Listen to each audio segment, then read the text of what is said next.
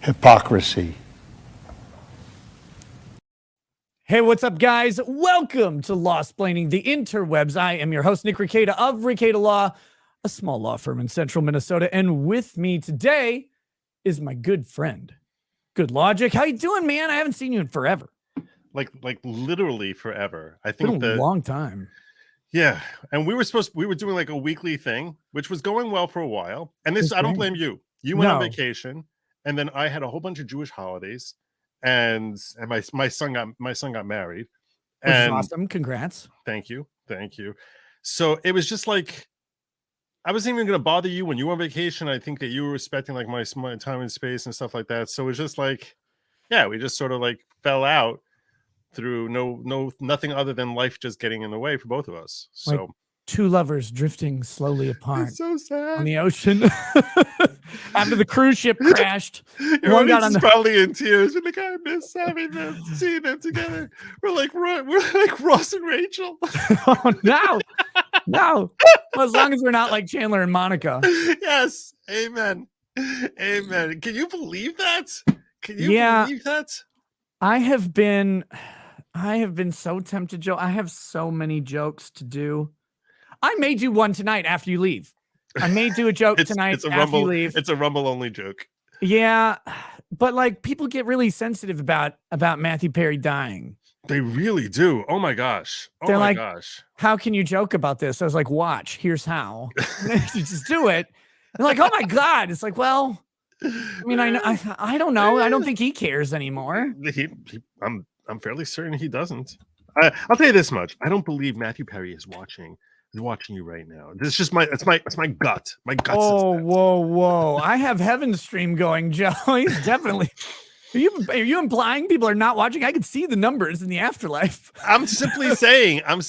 My gut says. I don't think that Matthew Perry, even if he's in heaven, which I don't know, maybe he is, but if he's in heaven, my gut says that I don't know.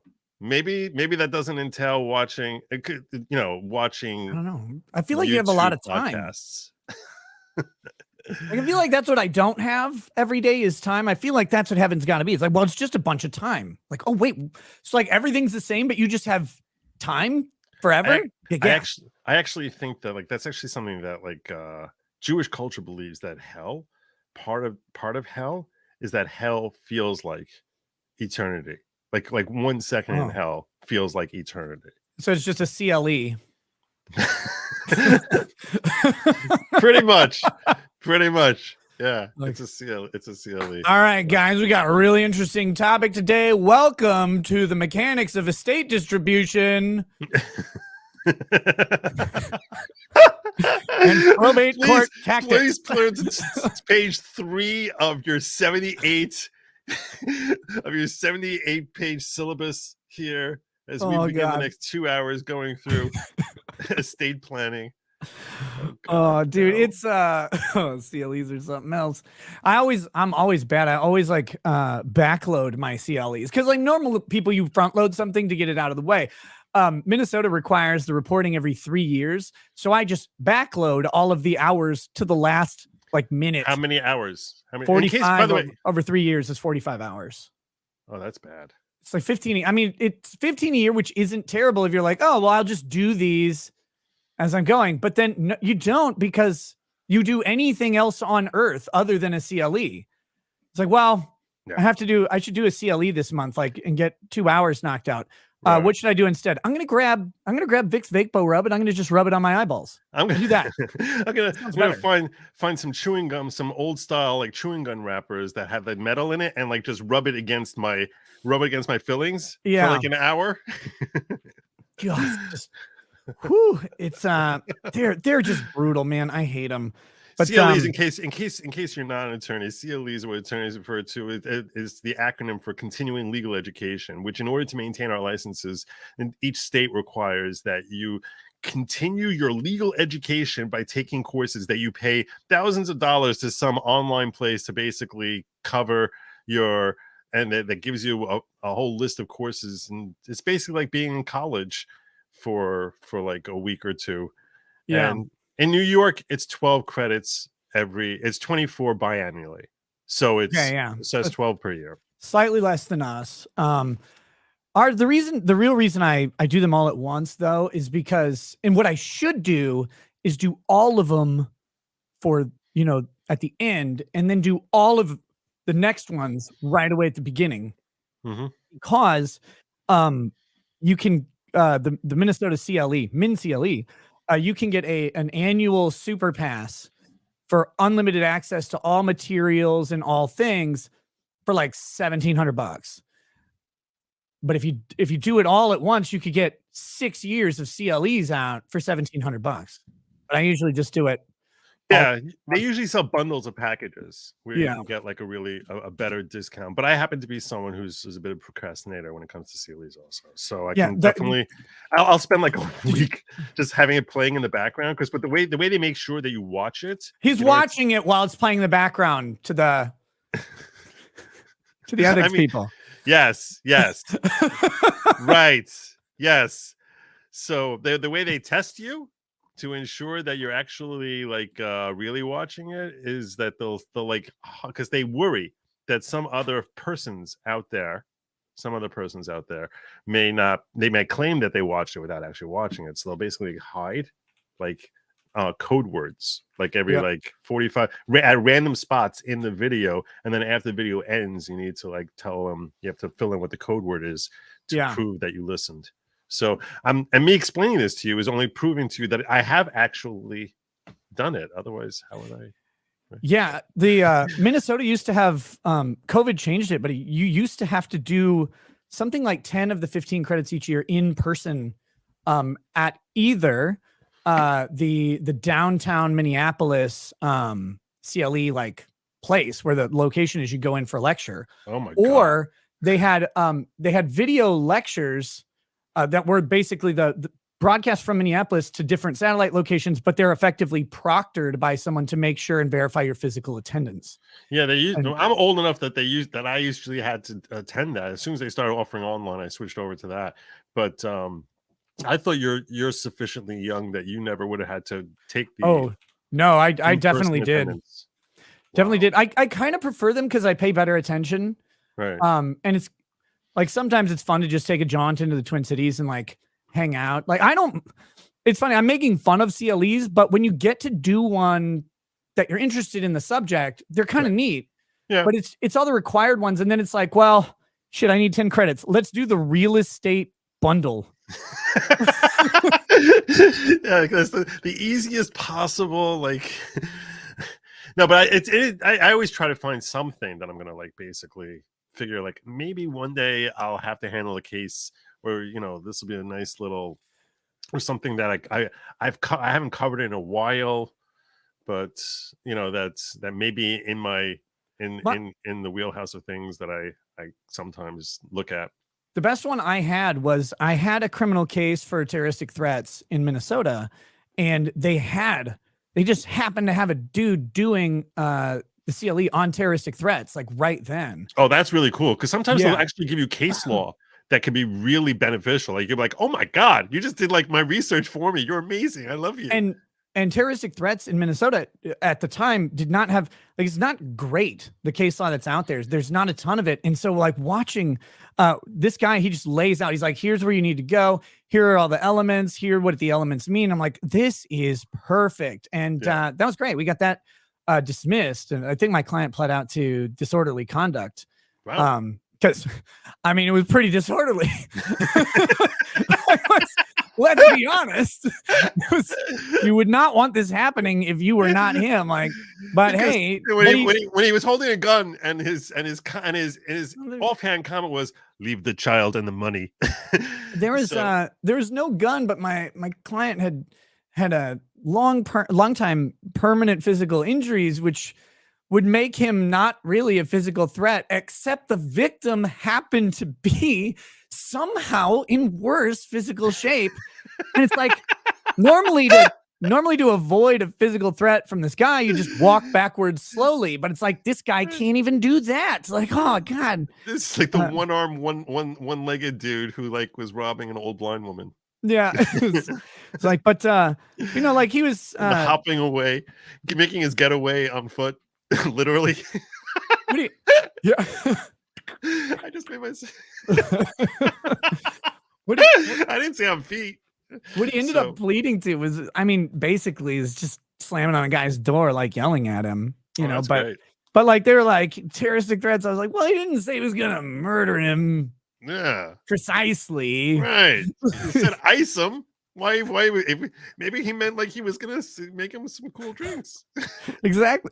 Actually, in Minnesota, it's really hard to use colloquialisms in a terroristic threat. That's one of the free speech protections, is that if you say, I'm going to put you 6 feet under, they're like, 6 feet under what? I don't know what that means. The judge is supposed to act like he's a moron. Right. And it's great because they, the cops will make the complaint out to have that language in it that everybody knows. It means you're going to put them in the ground because they're dead and with a tombstone.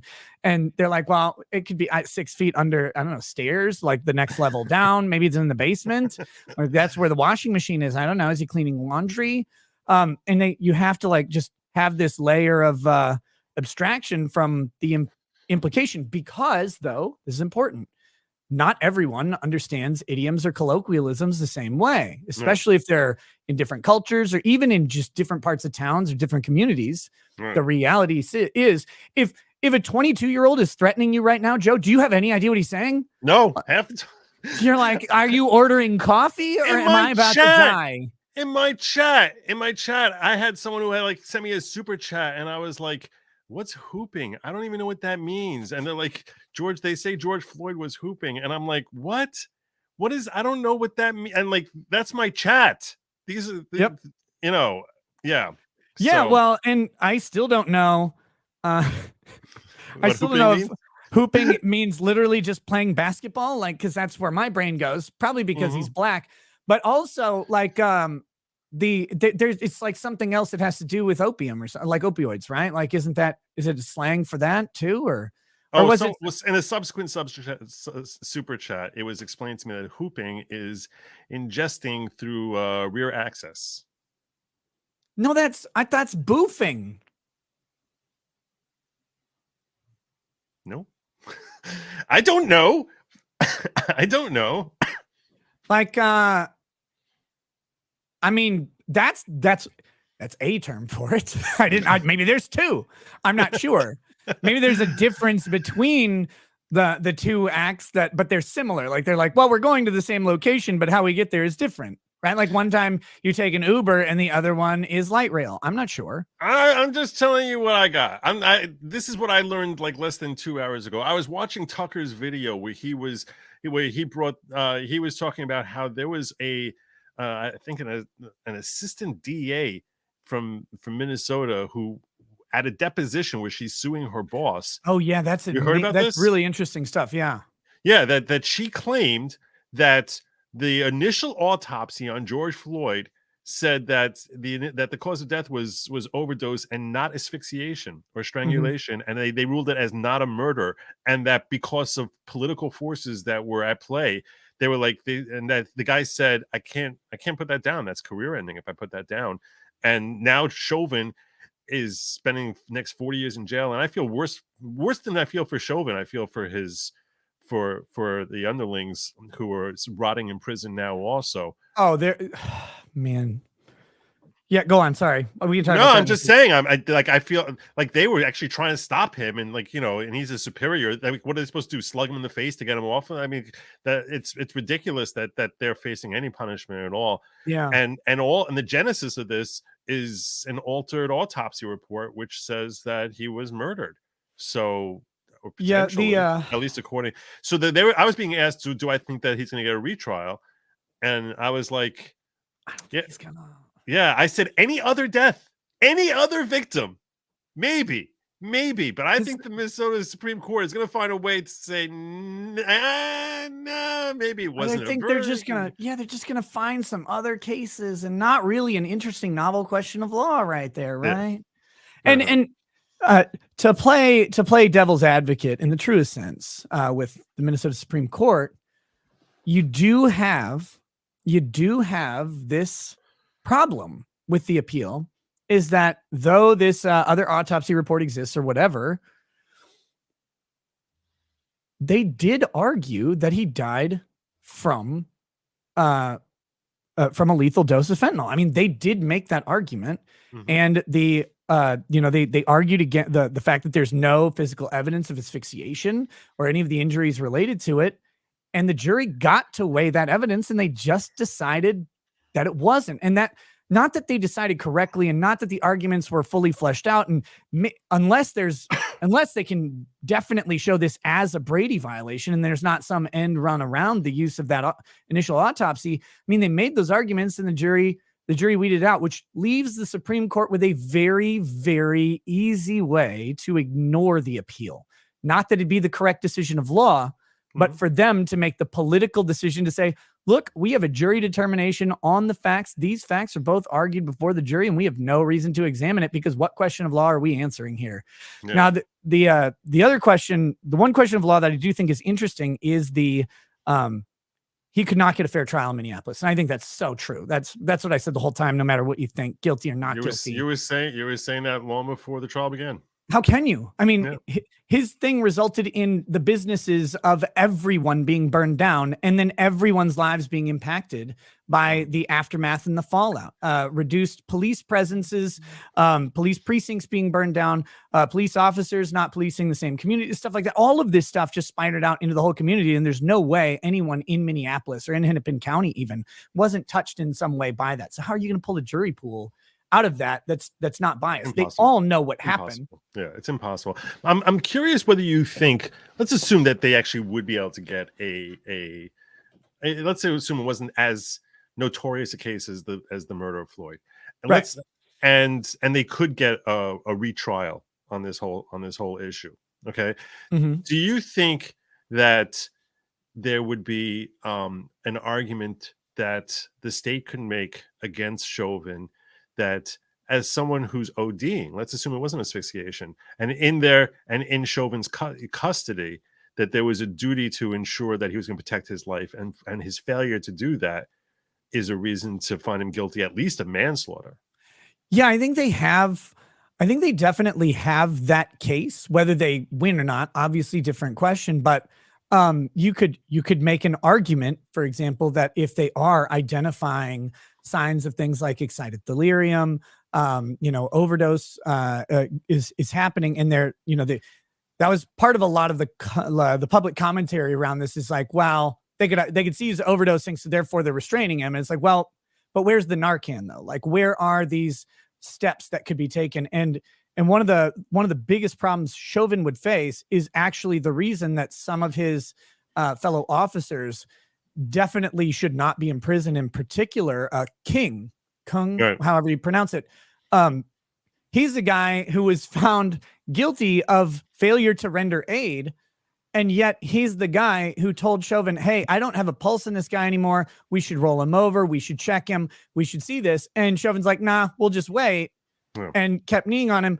And that guy got convicted for failure to render aid, which should further tell you, which is at a federal court, I believe in Minneapolis there, that none of these guys are going to get a fair trial in Minneapolis, because how can you fail to render aid when you've attempted to render aid? Yeah. And the superior officer who's going to have authority in the moment says, no, we're okay. You can't kick him off. Like, you can't hit him or strike him or shoot him.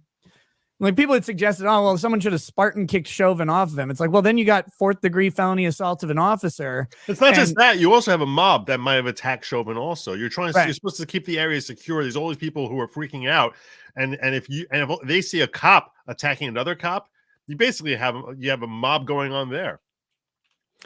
There's a really interesting question from Savage Gerbil, and this is one of the hardest questions to answer in law, both civil and criminal. He says, if a guy's teetering and is absolutely going to fall off a cliff and you bump him, what is your liability? And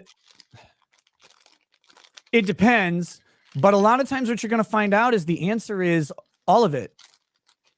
Yeah. Because in theory, something might have prevented him from falling off until you bumped him. Yeah. And the weird legal question is, if someone's falling off of a skyscraper, right, and you have the greatest sniper on earth, and he puts a headshot in when they're around floor 14, and then they plummet into the ground, turn into jelly. It's murder. The sniper still murdered the guy. Yeah. Like, even though he was almost guaranteed to die, Mhm. because he's almost guaranteed to die, Mhm. and he still had a moment left to live before hitting the ground that was now deprived of him. And it doesn't matter if you're going to have a heart attack the second someone doesn't shoot you. If they do shoot you and you didn't have the heart attack, they robbed you of that second of life. And that deprivation of liberty, of your right to life, is actually the punishment. That's what we're punishing, that deprivation of the property right in your own body and your own life, which gets hard for people. But that's one of the really complicated things about the criminal law aspect of Chauvin's case is if what he did to Floyd unlawfully in any way contributed to the death of Floyd, then the liability for murder or manslaughter, as it were, is on him, because in theory, even if it's unlikely, he might not have lived or he might not have died, or he might have lived a short amount longer. That wasn't the case they argued. Obviously, they argued that it was or asphyxiation due to pressure on the back of the neck by a knee, and that's a different jury question. But the law, the legal definition, the stupid, the academic assessment would say, if you're responsible in any way for contributing to a death or accelerating a death, then you are guilty of the death itself. And they the state went the whole 9 yards. If you may recall, they brought in the expert who wrote the book on thoracic asphyxiation, which was, the guy who wrote the book that medical students study from to learn about that type of death. Right. And I'm sure, I don't know if he did it pro bono because he was a big fan of George Floyd, or if they paid him an arm and a leg. Likely they paid him an arm and a leg because they wanted everything. I mean, Maxine Waters coming out there screaming, they're gonna, if they don't give guilty on all counts, you get in their face, you scream, and we'll push back on them, freaking out like a crazy person. Which that alone should have caused a mistrial. But yeah, it's a lot of stuff should have caused a mistrial for Chauvin. I mean, it's St. George, so yeah, and so it shall be. That's the biggest problem with all of their appeals with everything, is because now the city, state, and country know what happens. I mean, if they overturn Chauvin's conviction, can you imagine what the result is? Like, how can you not expect another summer of love, maybe a summer and fall, right? Like, would it stop ever? I mean, he is the patron saint. The only way you can do it, seriously, is you have to do it in late November, early December. Yeah, when it's cold. When it's like 6 degrees outside. Yeah. That's the only way they could possibly do it and get away. Right. It has to be freezing cold. You can comfortably rely on the fact that you're not going to see large numbers of people going out there because it's just too damn cold for them to stay out there for more than a half hour. Yep. In Minnesota, you probably have 6 months a year that you can do. Dude, if you do, there's usually a week in either January or early February where it is a week straight and the temp doesn't get above like -10. It is brutal. It's when you're like, I just don't want to live. Not I don't want to live here. I don't want to live. I feel like I'm on the lake, right? In the Inferno. Yeah. Cocytus or whatever, just with the devil's wings freezing everything around you. It's so miserable. Oh my gosh. Let me hit a couple of these super chats and we got to talk about this Trump case you're covering. Speedy the Unsilent says, finally, I'm in my new house this past week. Hey, congrats. It's 2,300 square feet with 4 bedrooms and 3 baths. And I love it. Hey, congrats, Speedy. That is awesome. Enjoy the joys and tribulations of home ownership. They are really rewarding, sometimes frustrating, but it's great to know that something is somewhat yours. It's great to know that there's a human out there who could still afford a house. So yeah, I mean, I didn't know Elon Musk watched the show. Tyler Reeves says late and gay. Very true. Ginger Ninja says toast. I'm remembering my brother, a Marine who survived an IED 13 years ago. 2 years ago, we lost him. He was the most badass motherfucker. And even though he was a giant, he's the most generous man. I strive to live like he did. Cheers. Okay. Yeah, I got you, brother. Thank you for that. Always good to remember good people who inspire us and inspire and enrich the lives of those around us as well. Here we go. Two, Ginger Ninja's brother, a Marine, sacrificing portions of his body and eventually his life in service of his country, in service of his community, and in service to his family. May his memory be riddled with positivity, with inspiration, with heroism, and with service, much more than any IED could have done to his body. Cheers to him. Amen. All right. With that, let's talk Trump in Colorado. And I love this case, and I cannot believe that it is at trial, because it just doesn't seem to make any sense, Joe, that it would even go to trial. This should have been flat out dismissed pre-trial. This is not. Okay, so guys, this is a Colorado case where I believe plaintiffs are suing the Secretary of State to force the Secretary of State to remove Trump's name from the presidential ballot in 2024. How on earth anyone passes the standing requirement to bring a case to remove someone who is not a party to the suit from this is beyond me. And second, how they do it without a finding of any participation in insurrection under the 14th Amendment is even further a case, and why this is in state court and not federal court is even worse. Please tell me what the hell I am missing, Joe.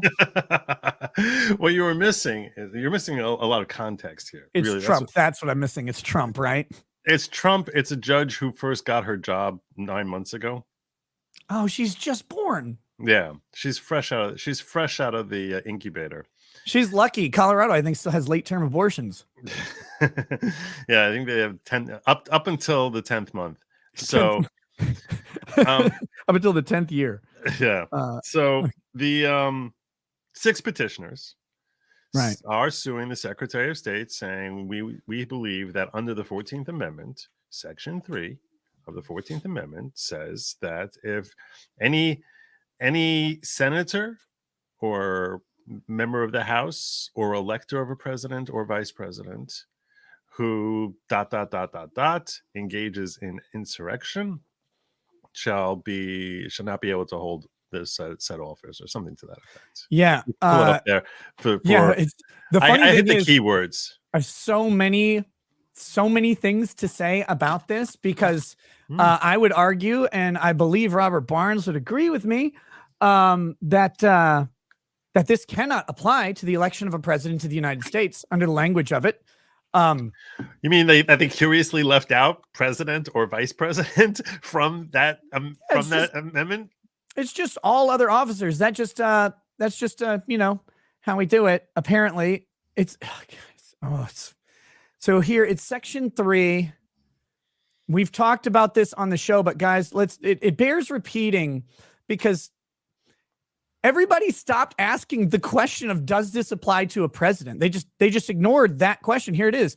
No person shall be, here's the list, a senator or representative in Congress, or elector of president and vice president, or hold any office, civil or military, under the United States or under any states, who, having previously taken an oath as a member of Congress, or as an officer of the United States, or as a member of any state legislature, or as an executive or judicial officer of any state to support the Constitution of the United States, shall have engaged in insurrection or rebellion against the same, or given aid or comfort to the enemies thereof. But Congress may, by a vote of 2/3 of each house, remove such disability. We've got 2 issues with Trump. There's 2 big issues with Trump in this one. One, it doesn't say a president or vice president can be disqualified from holding office. And 2, Trump didn't do any of the requisite actions. What, have engaged in insurrection or rebellion? No, that's the third one. The second one, Joe, listen to, they had to previously take an oath as a member of Congress or as an officer of the United States, which the president is not an officer of the United States under Supreme Court precedent, or as a member of any state legislature, or as an executive or judicial officer of any state. Trump has never taken that oath of office that is required here. You have 3 deficiencies straight out the damn gate, and it bothers the hell out of me. Where is the dismissal? Yeah. Did I mention this is a new judge? I think I might have mentioned that. Where's the interlocutory appeal on this one? Like, I don't know. I'll tell you this much. When I look at his defense table, okay, and I was talking about this on my show. Well, it's not even his case. Sorry, go ahead. It's not his case. He is intervening. So, as is the Republican the Republican Party of Colorado, right, also intervening, and they're treating it as it's his case, meaning that when they're cross-examining, the first person they go to are his lawyers. And the thing I was pointing out to people who were, assessing his lawyers and how all his lawyers stink and are all terrible, which they're not all terrible in this case. And I'll get to that momentarily. But what you have to realize is, if you are Donald Trump, it is literally impossible for you to hire any big firm at all, because every big firm is reliant on multiple big corporations who cannot, these attorneys cannot turn back to any of these companies, even if they're the most based companies on earth, and say, oh yeah, we just picked up Donald Trump as a client, because their firm will be splashed across national headlines as representing Donald Trump, and then the customers of that corporate giant will freak out how to use the same attorneys who are representing that that Adolf fascist, tyrannical, crazy, bad orange man, and that the companies will suffer. So the companies will be like, we can't keep you as our attorneys if you're going to represent Donald Trump. It is financial suicide for any big firm to represent him, which means that he's left basically trying to pick off perhaps specialists or various attorneys who are off on their own, don't have to worry about big clients specifically, an Alan Dershwitz type who basically can thumb his nose at the world and not have to worry because he's Alan Dershwitz. But just a brief pause, because I have a lot of respect for the Dersh. Someday I'm looking to get him on the show. We talked about it, and then it kind of just, that was a while back. But I know he's a Rumble creator now, and I would love to talk to him about that. I think he's a Rumble creator anyway. But it's like, look what they've done to his career and his legacy. I mean, the guy used to be, in some circles still is, but generally used to be regarded as one of the preeminent constitutional law experts in the country. Now, Dershwitz in history, not just in the country, like in history. Yeah, and now he's considered like a fringe lunatic because all he did was represent, or I think he just assisted on the first impeachment case, right? I think it was the second one. Consulted one of them. Yeah. I think it was the first. He might have been. Because we watched the second one. You and I watched the second one together, right? Yeah. But and he didn't talk during that one, but I know he consulted at least on one or two of them. And he offered some very public opinions about them. He's like, look, and this is Dershwitz. Maybe even testified. Dershwitz isn't like a conservative or right-wing guy, like historically liberal. No. But he's just like, you know what? He's more your classic liberal. Right. But typically aligned with the Democrat Party, because the Democrat Party hasn't always been this. There was an accelerationism that happened in 2008 that started to really weed out a lot of those remaining sort of social conservative Democrats, or what, like that whole thing just sort of changed. Yeah. But that being said, Dershwitz is certainly not like a Republican Party shill or like a Donald Trump guy. He's just like an old school guy. Actually, he was probably a Democrat when Trump was. Yeah, I think he actually said I didn't even vote for him. I think he actually. I think that's what he said in one of them. That he voted, that he didn't. But yeah, so Dershwitz can get away with it, but no big firm is going to take him on. It's financial suicide.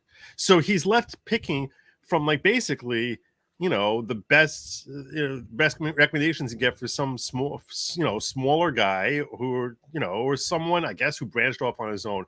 In this particular case, or a politician going back into private practice, like if Ted Cruz resigned. That's what Gessel, his attorney in this case, is, who happens to be. I have to tell you something. I've been watching Gessel through this trial. Dude's really good. He's a really good attorney. Some of the politicians. And the skill set has such overlap between being an elected high profile politician, but we saw that actually in the Murdaugh case, right? Which was horrifically boring. But one of the most charming parts of the Murdaugh case was watching Harpootlian do his work. Yeah. And you go, okay, I get why Harpootlian is a successful politician and also a very successful trial attorney, because He's just got that little thing. He's charming in the courtroom. He's inoffensive, but he's really damn good at communicating, asking questions, listening, but he's unassuming and disarming. And those types of guys are really dangerous, especially that Kennedy down in Louisiana. Oh, yeah, for the Senator Kennedy? Yeah, Senator Kennedy. He's awesome. And again, he's like one of those guys where you get in the courtroom and you'd be like, who's this backwoods redneck idiot? And then he'd rip you apart and you'd be like, oh, that's who he is. All right, sorry, go on. No, I was watching Gessel today. He's just like poking around with questions. Like this guy Gessel, he like the people were commenting, he's like Columbo. It's like he's sort of like poking around, being like, I'm a little confused what you meant by this. I'm a little confused, and like and just walking this guy in this expert witness for the petitioners into knots. Yeah. Let me I'll walk you through the process here as it's been going on. So heck yeah. So out of the gate, basically, the trial started yesterday. This is like on an emergency basis. The whole case was filed like, I don't know, a month ago or so. Yeah, and why is it so fast? I mean, they have tons of time, don't they? Emergency basis, they don't want him on for the primary. Yeah, of course. I mean, he didn't even do it, but go on. I mean, that makes some sense, though, because it would be really lame to disqualify him after winning a Republican primary. Right. But, so they don't want him on for the primary. So that's why at times they were saying this is an emergency. The questions you were asking are all phenomenal questions that most of which were brought up by Gessel in his opening statements. And he was like, this should be in federal court. This is a question as far as interpreting the 14th Amendment. I don't, and we like to urge the court to reconsider the rejection of our motion to dismiss, or at least remand to federal court an issue of federal question. But your question was about whether he's carved out of that statute, which clearly it's not just that he's not, the position of president and vice president are omitted, that they almost purposefully carved those two positions out, because they didn't just say senator or member of the House. They say senator, member of the House, or elector of a president or vice president. So they're thinking about the president, vice president, and saying he's not on the list here. So it's not like a typical sort of thing. It's like, well, they're basically incorporate. No, they very, very clearly left out the president from this situation. Perhaps, and this is someone someone in my audience pointed out, perhaps that was left out because they felt like it would be impossible for a president to engage in insurrection. But it is kind of, like, logically speaking, it's difficult to fathom the way in which they do it, because insurrection tends to be open. You could see some kind of treason behind the scenes, but like, what even is insurrection? And if a president gives aid and comfort to an enemy of the United States, can they even be at that point an enemy of the United States? I mean, they're the sole organ of foreign relations. So how can you have an enemy of the United States be the enemy if the president himself says it? And the answer to all of this, to all of these hard questions, is simple. That's what's impeachment's for. Like, that's it. That's the whole point. And that's the other question, is that whether or not you have to be convicted in the Senate before you can basically be punished for any of your actions that you took as president of the United States. And if they fail to impeach you, and one of the things that the left was basically screaming about is, well, Mitch McConnell said he's going to leave it to the courts to figure out what penalties he should face, and that's why we're not impeaching him. This is something that the members of the House were saying, and now the court. Now you're going to tell the courts, well, you can't do it because he wasn't impeached. So, yeah, I mean, look, this is such novel areas of law, because obviously nothing like this has ever been charged or raised against any other person in American history. And additional issues are, it says that this is a punishment for someone who engages in insurrection. Well, let's say he actually did incite the engagement. Is that engaging in insurrection? If he's not leading the charge or in any way involved in the charge, if he's another country away and he tells someone, hey, go do this and lead an insurrection, is that engaged in insurrection? That seems to be a very broad reading of engaging in insurrection. So for all of these reasons, it seemed very weird that this case has been rushed through to a state court trial instead of going to federal court. And it seems as if this judge is very, very, very, very, very interested in being the one to adjudicate this case. Yeah, because that's let's be real, guys. That is a 1-1 way ticket to the Supreme Court when Clarence Thomas mysteriously dies before Joe Biden leaves office. Like, I don't know how else to say it, but that's the reality of, I was talking to someone, they're like, why are these particular these particular attorneys general going after Trump in New York and in Georgia and stuff, and why aren't any of the others? And I'm like, well, because if they win, they're Attorney General of the United States, they're Supreme Court Justice, or possibly governor or president. Yeah. Like the resume building of you're the person who put Trump in jail is. Which this is not a criminal trial, but you're the one who kept them from being able to run. You're the one who kept them from being able to run. Yeah, that's a real resume builder. And she seems very, very inclined to be the one overseeing the case. She is keeping up a fairly decent fig leaf veneer of fairness, meaning much of the time there are several objections that were raised by the interveners, by Trump's team, and I was impressed with a couple of things here. So let me walk you through how the process went. First, you had opening statement from petitioners, and they're basically saying they have an 130-page complaint filled with, I don't know, 700 paragraphs, single spaced of all the different things he did to set up this election and why it is that he should not be able to. And basically, it's like I think they lifted much of it from Jack Smith probably, and his charges, and basically citing all these different things that he did wrong. Oh, Jack Smith's a pile of trash, by the way. Oh, there. Sorry, we're not on Rumble yet, so I couldn't call him a fat. Yeah. Well. Yeah. So. Joe, I'm dying. Like this. I was happy that we didn't have new wars under Trump. I'm not a populist, Joe. I've never been a populist. So Trump is fine. I thought he did fine as president. I would not mind him being the president again. But Trump is not like my ideal president. Like he does not check all of the boxes. That's okay. But which boxes does he not check? I want to know. I don't really want to get like way deep in the woods on this, but let me just put two very simple things that Trump desperately should have done, not only for his own reelection, but because they are just right. Julian Assange and Edward Snowden should have both been given full pardons by President Trump, period. And unless you're willing to fully pardon Julian Assange and Edward Snowden, I'm questioning your dedication to any principle of essential liberty, because what they exposed in the government was nothing less than unconstitutional tyranny being enacted on the largest scales by every player in the game, and they're punished for it and no one else is. And when the FISA court gets called out for running the unconstitutional scam, the FISA court's like, well, now that we're a matter of public interest, now we'll have to start making our opinions public. It's like the only reason you weren't a matter of public interest is because they literally created you as a secret court. The one thing the founders didn't want was a secret court. You guys created a secret court. You didn't tell anybody. You operated a secret court. You picked random federal judges and gave them Supreme Court authority over issues that were only litigated by the government on behalf of the government, and then imposed upon you in opinions that you could not even read to cite in your counter arguments. You just found out that precedent existed, and that government list of 12 district court judges was rotating and secret, and they weren't allowed to even talk about it after they were off of it.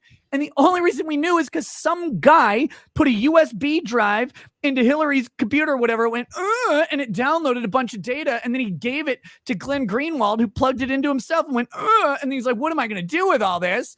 And he spits it out, and then people are like, well, he might have revealed a troop location. A troop might have died. Name one soldier who died from a revelation of Edward Snowden. Well, they could have. It's like, well, they could have died. But you know what did happen? 95% of Americans were observed, and every communication they had, every single one by any electronic means, is stuck in a giant server room in Ohio owned by the NSA, just to be held forever in case they ever might want to look, because they definitely haven't yet.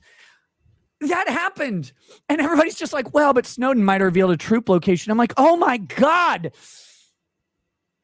Pardon them, Joe. And why Trump didn't pardon them? Pardon them. They exposed the biggest RICO ring in all of history. It was called the federal government. Yeah, they did, and they should have medals of honor rather than like fleeing for their lives. I don't think that Trump. Here's the thing. I don't think Trump even understands anything about. I think, and I've gone on record on my own channel as saying that I think he's probably the best president of the last century, at least. Like I think he's better than. I think if you look at his track record and you look at his accomplishments and you look at what he did, I don't think he's the smartest man. I don't think he's the most moral man. I think that, and the example I give, I said, but morality doesn't make someone a great president. I'm saying the policies he effectuated, the control he had over his foreign affairs, which is the primary charge of the president. That's the primary duty. And Fantastic. by the way, until the left and China basically decided to get together and destroy our economy, gave us the most flourishing economy in memory after it was basically sluggish for 8+ years, and he basically just snapped his fingers and everything just started running perfectly. And despite facing all sorts of unprecedented hurdles of people trying to work together to control the FBI and his own FBI trying to take him down, still managed to provide the first 3 years of his presidency such remarkably amazing results, while, by the way, getting rid of ISIS, which was like the most massive threat on the international stage when he took office. People forget what ISIS was. When you consider how he handled Iran, haven't even heard of ISIS in like 3 years. No one remembers now. ISIS. No one remembers ISIS. I remember under Obama, like we were like terrified. Here comes another video of a journalist being beheaded, and sure enough, he comes along and boom, 2 things without loss of a single American life. And you consider what he did with North Korea, dealing with China, keeping Russia in check. They're marching into Crimea under Obama. They're marching in Afghanistan. They're marching into Ukraine under Biden. But when Trump's in there, Putin's like, don't worry, we'll stay right here. When you consider the impact he had on the world, and it's hard to find a president who actually has a better resume of accomplishment in the last century than Donald Trump has. Does that mean he's a moral man? Does that mean I want my kids to be anything like him personally, as far as like all the foibles and insecurities and terrible issues that he has with who he is as a person? Absolutely not. No. John Adams was a very moral, great man, great thinker, million times smarter than Donald Trump, and he was a lousy president. Sometimes the things that make someone a great president are not necessarily the things that make him a great person, and vice versa. And I mean, look at Hamilton. Like, Hamilton was never president, but what he did, his basically assistance in creating the framework for the nation that would be the longest running constitution in the history of the entire planet. Hamilton's kind of a piece of shit, like in his personal life. Like, he's venerated and stuff, but it's like when you it's like, wow, you cheated on your wife, like, and then paid a guy to cover it up, and the only reason that was exposed is because you were worried about your legacy of like potentially being charged with some sort of treason. So then you got out ahead of it by like publishing all the stuff and just like all of your simp letters to her, which is funny, but like you did that. Oh, and you might have actually been banging your friend too, that the guy that you like your best friend that was really close to you, like you're probably gay also. And then your weird arrogance gets your kid killed, and then you killed just because, like, purely because of ego that you didn't need to protect from a washed up has-been like Aaron Burr. All because like it is literally entirely ego and debauchery, because they allude to it in some of the writings, but Hamilton and those guys, they're rough and tumble guys in their 20s to early 40s. Like, they're right next to the place where they wrote the Constitution is like one of the most famous brothels in history. It's right across the street, because they would leave debating in a sweaty room with a bunch of fat men all day, and they would go across the street and impose their sweat-infused bodies on fat prostitutes for the next several hours. And then they would get out and they'd go down the street and drink themselves to near death, pass out in a bed, wake up, and then go write the next part of the Constitution tomorrow. That's why the Fourth Amendment looks like it was written by an idiot, because it was written by a sexed up, alcoholed out moron. Like, that's just how it goes. These people we put them on statues and on fucking mountains, and we're like, look at how great and patrician they were. These guys went to war. They're like, we got to kill these British motherfuckers and get them out. And then all they did was bang women constantly. They're just hounds. Yeah. They're raw testosterone, which made them funny. That's why they were so damn good at what they did. Right. Perhaps if you think about it from that perspective, maybe that's why Adams was too virtuous a man to be a good president. I don't know. It's possible. But at the end of the day, I'm not sure how we end up flying down this road. Coming back to this trial, which I've been watching for the last 2 days, and we'll be continuing tomorrow. So day one, we heard from Officer Dan Hodges. He was the first witness out of the gate, who was a member of the Metro DC Police, who really does not like Trump very, very much at all. And he was talking about how really terrible the entire thing was, and he was scared he was going to die, and all these other different issues. And I don't know why that's Trump's fault. He had a difficult time tying in a nexus to being anything Trump did. And that's a consistent theme that the defense keeps harping on. So do you know anyone who was inside the Capitol, who attended his speech, heard his speech, read any of his tweets? They're fixating on one tweet he sent at 2:24 p.m., which basically didn't tell everyone to leave the Capitol, as if that was him inciting insurrection when they're already inside the Capitol. Yeah.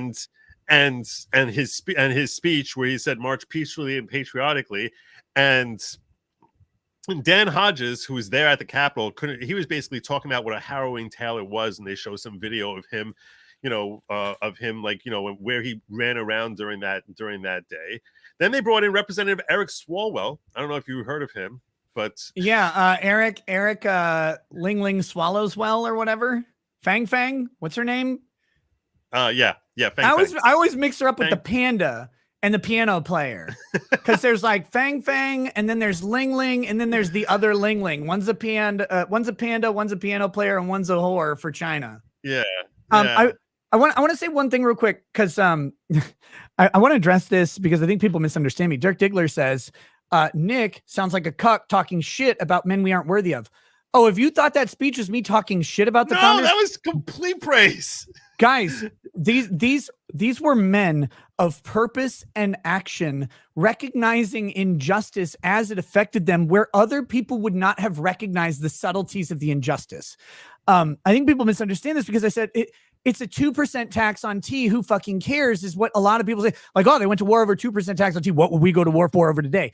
Guys, they had the prescience to recognize that a 2% tax on a tea that they could have easily passed along to their customers with no absorption would have caused everything to be worse. And you know how dumb we are when we passed the income tax, when we just passed that amendment to allow for a federal income tax that was not constitutional right before World War I. We did that as a promise that it would be a maximum 6% tax on the top 1% of income earners, and then it would stop when the war effort was over. Well, do you feel that now? Because it's not true. That 2% tax on tea without representation, without a vote, and without rebellion would have led to an infinite number of excise and import taxes on every product that came in. Yep. They figured it out then, but why did they figure it out? Because they had testosterone, they were rowdy, they were raucous, they wanted to succeed. They had the hunger of a Rockefeller without the economy to support them. And all of them did. They're the smartest, most successful men in the fucking planet, and they sacrificed all of it to fight a war that they couldn't possibly win, and then did. This is the highest praise ever. The fact that they went and emptied their balls into women over and over for pay while they're writing this document, like, that's not a moral condemnation or judgment. Hamilton wasn't married at the time. Like, or wait, he might have been. I don't know. These guys, I don't care about their morality. I'm not shit talking them. I'm talking about the reality of who they are, because we put them in suits and we make them these manila envelope carrying weirdos who just had a list of high principles. They had those high principles, but they fought for them. Tons of people have high principles and would never, ever pick up a musket and fight the greatest superpower on earth to get them, knowing that they were probably going to lose, and that even if they ended up winning, ultimately, they would probably be hanged before they saw victory. Yep. Hamilton's goal was to either rise gloriously or die with his name in a history book. Like, I'm not shitting on Philadelphia. These guys. I love them. When the British started marching south, they fled Philadelphia like sure that they were about to be hanged. They all like, all right, well, I guess we're gonna close up here and get on out of here. That's I mean, they literally put their necks on the line, and they were wealthy men who basically didn't have to put their necks on the line anything. And what they gifted not just America but the entire planet with their notions of what civil liberties are, where civil liberties originate from, that it comes from God and it's beyond any king or any man to take you that away from you. And even though we're about to be the kings of this country, we are stripping ourselves and handcuffing ourselves and future generations from being able to do that to citizens, because that is an offense against our creator. This concept which they birthed and said we're going to limit ourselves. Yes, that type of greatness is something which was unprecedented before or since. So neither Nick or I are in any way trashing them. I love these guys. He's simply saying that in their personal life, they're hounds. A lot of them, not all of them, but in their personal life, they were hounds. The CEOs, people Washington wasn't, Adams wasn't, but reportedly Adams was Washington might have been a little bit of a hound. I don't know. I don't know. It's hard to say, but like, because we've painted this veneer over these guys that they're these flawless things, but guys, like, people are like, why do these billionaires act this way? Franklin, the dude Franklin's was a dog. Hilarious. Dude was a dog. Franklin, why do you spend so much time in France? Because French women do orgies. Yeah. Like he was a complete dog. Like, it's like, oh my God, it's not the moral code of the everyman, like, right? It is not like common Protestant or Catholic morality, and it is not for all of these people.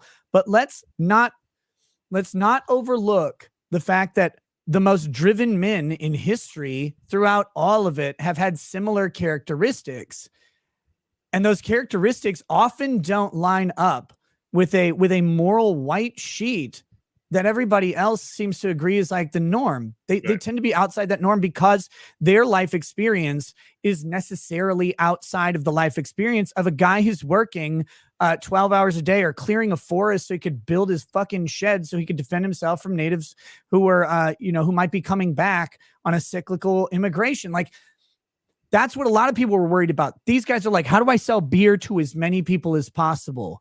Oh, you're going to tax my barley? Well, that's a lot less beer that I can sell. What do I do next?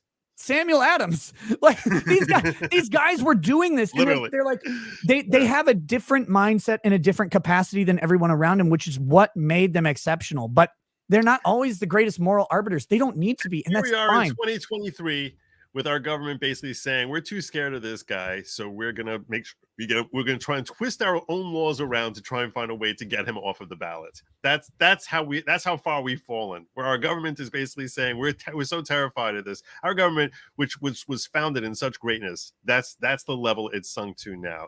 And is it the government that's prosecuting this case against Trump? No, technically, this is 6 individual petitioners who basically is like cuck 1, cuck 2, cuck 3, and even these officers who came in there. I'm sorry, I don't know why it is that there's so few people have a chin anymore. But this guy, this first officer came in there, Eric Swalwell, coming in there saying we were all really scared when they were pounding on the doors here, and we think it's because Trump. He actually said it's because Trump didn't tell him to go home. And then like an hour later, they're showing a video of Trump, said at 5 o'clock, basically saying, "Look, I understand you're all upset. We won an election. Frankly, we won a landslide. They know better than us. You need to go home. You need to go home right now." It's like, yeah, go home. He told him to go home. He specifically told him, you have to go home. But anyhow, they had 2 officers testified. Representative Swalwell testified. And today, what that was really my favorite so far is they brought in this Dr. Simi, Dr. Peter Simi, who is a sociologist. And he SIMI, Peter Simi? SIMI, yeah. Why have I feel like I've seen that name. Sorry, go ahead. That's okay. Yeah, this dude spent 2.5 to 3 hours walking the court through he's an expert in right-wing extremism and political violence. Oh yeah, me too. He's a sociologist who dedicated his life towards studying it. Never heard of a left-winger who is remotely dangerous. And what he explained was this: if Trump says anything that can be twisted as calling for violence, then he's definitely calling for violence. It's a dog whistle. It's something that his followers know. The 3%ers, the Proud Boys, the Oath Keepers, and he claims he said that he's been embedded in these groups and basically, I don't know, went undercover and was acting, and that's how he understands how they think and how they operate. The term 1776 is a call for bloody revolution and to go out there and basically kill anyone who you deem as being the enemy. They're all crazy conspiracy theorists, and they basically want to kill anyone who wants to stand in the way of Trump being king of the United States forever. That's essentially, and that Trump knows this, and that he's purposefully dropping these coded messages that to most people sound like they're very ordinary messages, but to the Oath Keepers, to the 3%ers, that to them, they understand it's really a call for action. And when he says something specifically saying, no, don't do any violence, that is how he gets that's how he establishes his plausible deniability. Yeah. So that no matter what he says, if he literally was cited today as like, this is, you wouldn't realize it, but this is calling for violence. This over here where he's refuting it, that's plausible deniability. And over here, we're really mad at him that he stayed silent, because he should have come out and come out and basically said states that you need to like not engage in violence. But if he would have said that, you just would have said plausible deniability every way. And with this, Peter, when Gessel got up there and started cross-examining him, first question out of his mouth, because this guy was talking about how he's been studying this for 27 years and he knows how this thing operates, and he finishes with, I can say with very, very high confidence that Donald Trump was a significant factor in inciting this insurrection. And that's what, and I know how they think, and that's what he was a significant factor in that. So fucking crazy. First question, I'm a mind reader. What's the first question? First question out was, how many people who went into the Capitol did you interview? 0. Look, I don't need to. I know how they think. How many people who went into the Capitol did you survey? 0. He's like, So it's like, oh, okay, yes, you understand exactly what was motivating them. You have a very clear. They chopped up so much different video. And this is where my audience was all screaming, show him Nick, show him Nick, show him Nick. Because he was saying in the speech, he's talking about fight, he's talking about fight all the time, and when he's calling for fight, and sure enough, I was like, everyone's like, oh man, he's got to show them Nick's opening, the Nick's intro. That'd be so funny. Sure enough, he did. He didn't play your intro. He didn't play your No, but like that whole fight, of Hillary and Kamala and Biden and all and Chuck Schumer, and he's like, is this a call for violence? When Chuck Schumer is saying this, is this a call for violence? And showing one Maxine Waters, we'll push back on them. One thing after and this guy, when he's walking him down these different avenues as to all his perspective as far as how people, when they get something in their heads, they just get stuck in that perspective, and that's why they can't hear reason. And he doesn't realize that he's describing himself. This guy was so out of his depth. And Gessel was just he didn't even realize that he spent the last 20 minutes going into the lunch break basically explaining how everything that he said, everything that this case is about is we were going to twist this as Donald Trump is starting this insurrection, that this thing is bad and this thing is bad and this thing is a call for violence and this thing is a cause for violence. And over here, when he's saying this, that's plausible deniability. That's how you know that the rest of it is bad, because he's engaging plausible deniability. He's like, so, and he doesn't even realize how insane he sounded. So yeah. No, I love when lawyers do that to people. I mean, that's what they did to Spiegel in the Johnny Depp trial, right? Yeah.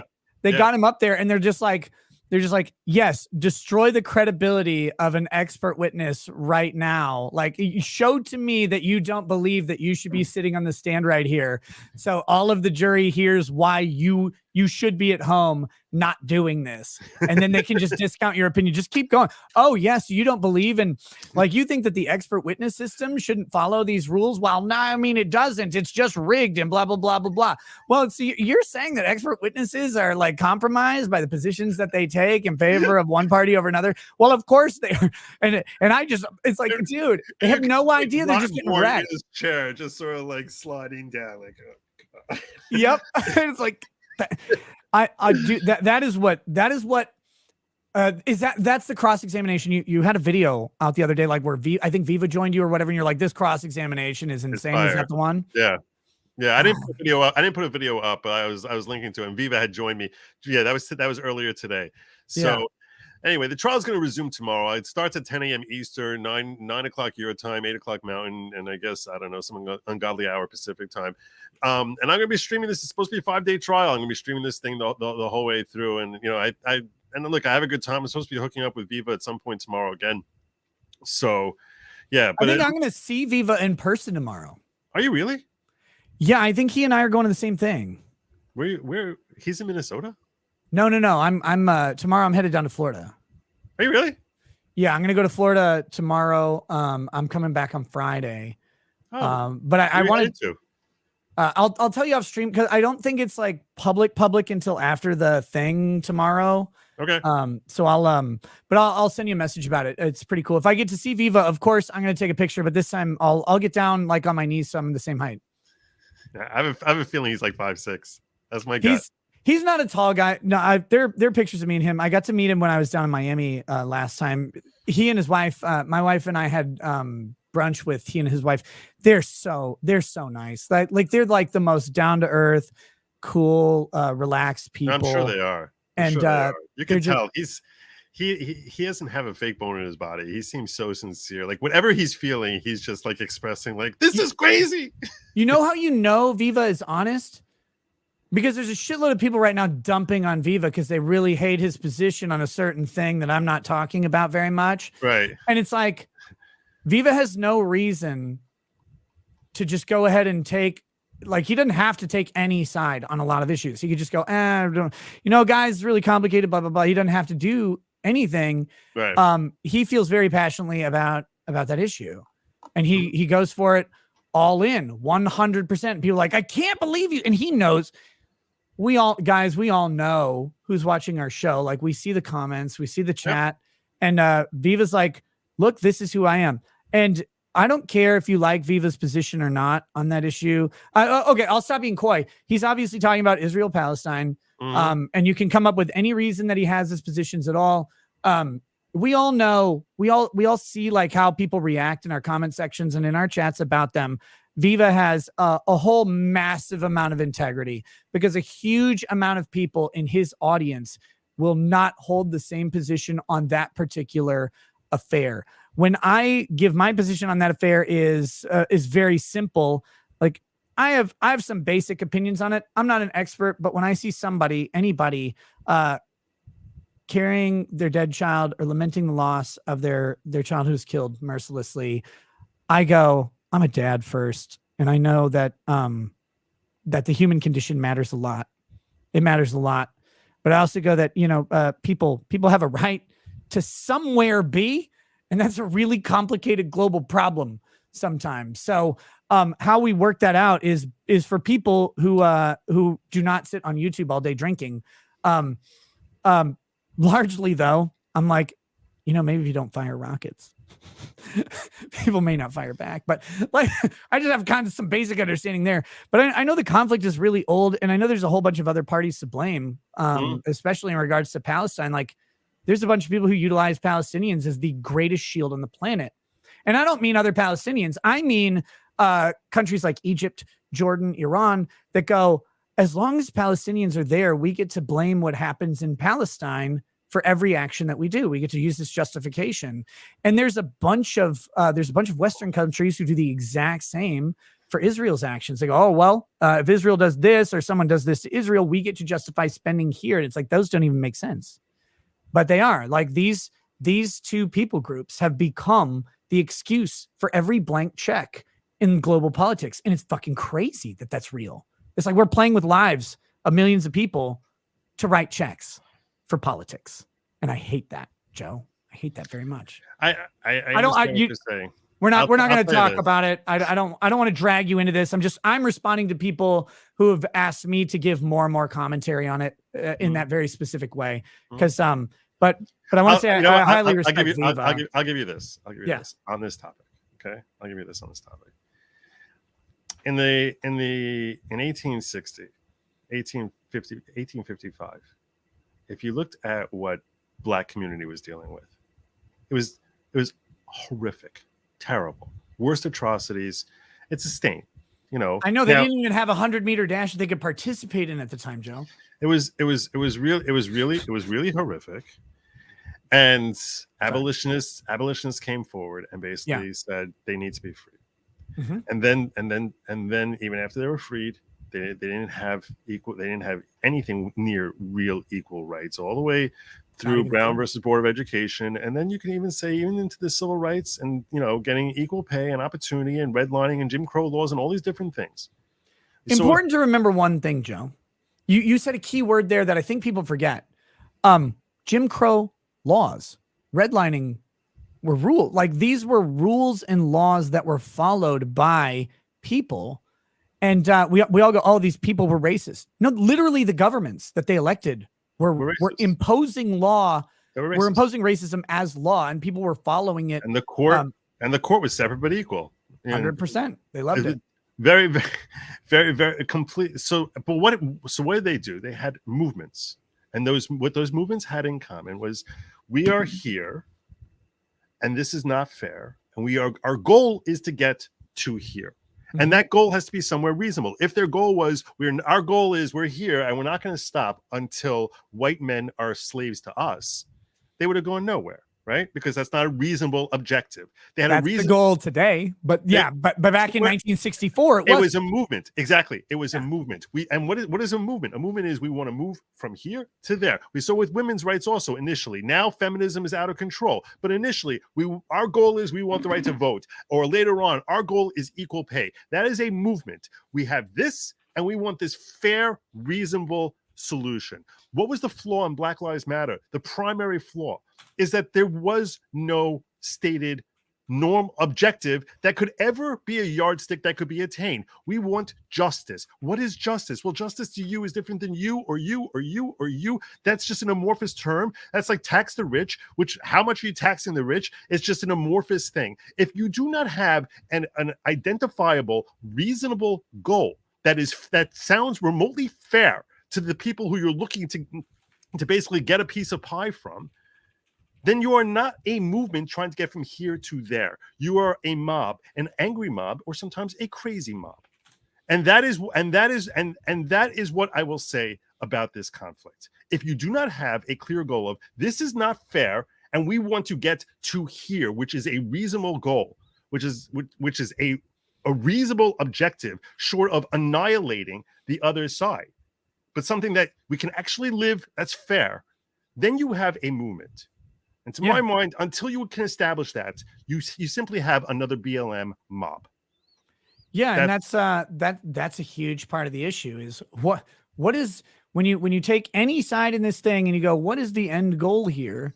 Yeah. If one of them is eradication, it's like, well, you have to understand, guys, that we won't even let a border change in 2023. Eradication's probably not on the table. Yeah. Like that. Yeah. I just don't think that one's gonna fly. But I know it's a very sensitive issue. I think people can infer where you fall, and I think one, outside of obvious reasons to have pretty good assumptions there, that doesn't actually encompass anything. I think it's really unfair to pigeonhole people's opinions based on things like that. Yeah. So I hate will that tell about you this. That. My objective is that this is not a topic that I'm happiest if no one is ever talking about this at all. I don't want America sending troops ever. I don't even want America sending money. I don't want them sending money. I don't want them going to Iran. I don't want them doing anything. I'm very, very, very strongly in favor of, you know what, America, we got plenty of problems here. Let's stop trying to fix the rest of the world, whether it's Israel, whether it's Ukraine, whether it's anywhere else, and fix freaking America. You got so many problems here. Stop trying to fixate outward. Fix, as Jordan Peterson says, make your own damn bed. That's my objective here. You want to ask me about what I think about that conflict? I think I was pretty clear as to why it is that I have that position. And do I have a natural bias? Yeah, okay, fine. I mean, everyone knows I'm Jewish. I've never tried hiding that. Oh, wait a minute! I thought you were what? You didn't tell me you were Jewish. And I'll tell you. And I tried laying out why, in reasonable terms, to me, I think that you need to have a movement if you want to try and move.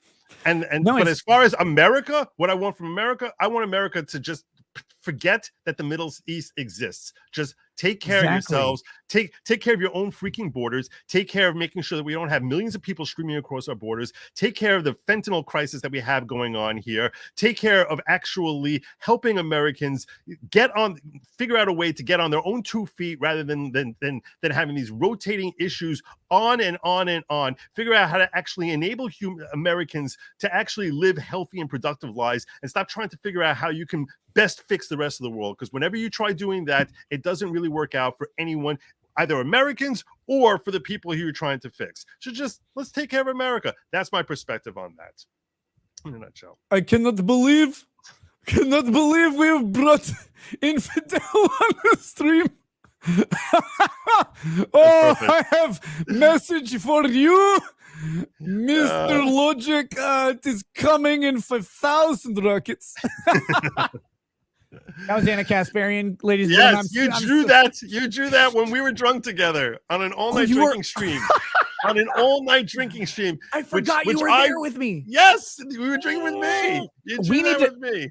We've got to do that again so I can do something else to get myself killed. There you go, brother. Let's do this. We're over the hour here. We're gonna go over to Rumble. Yeah.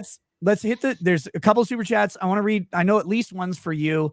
And so let's do that. And then I know you have to go. Guys, Joe is watching this trial in Colorado right now. I know you guys are like, when are you covering a trial, Nick? When are you covering a trial? And I'm like, I don't know. I didn't know daytime exists lately. My entire life is so fucking busy. I can't do it. And I'll say this every single time, guys, trials are nothing but gain for me.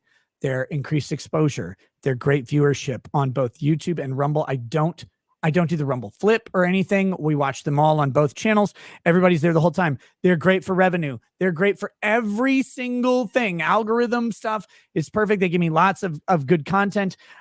It's kind of tough as Joe, I'm sure, can attest, to sit there for 8 hours where a lot of it can be kind of, it can be trying to go through, unless you get a unicorn day where everything's great. You're looking for moments of greatness amidst a profession riddled with mundanity. But that being said, for us, it is the bread and butter. Ever since it became the meta, it is the bread and butter of what we do. I would love to do it. I wish I could communicate to you guys how much time I spend not even close to home with a computer and a camera that would be available during these trials.